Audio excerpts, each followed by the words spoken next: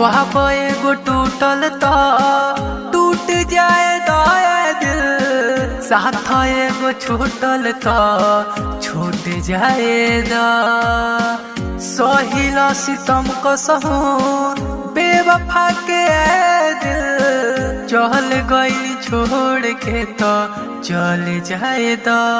सुनो इश्क में बड़ा रिस्क बा, खुद के मिटावे के पड़ेला।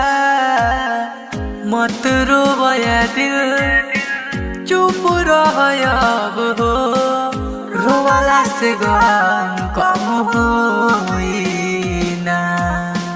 टूट जाइब ऐसे लिखल रहे, चैन से कबो सोई ना। बेवफा बड़ी तो का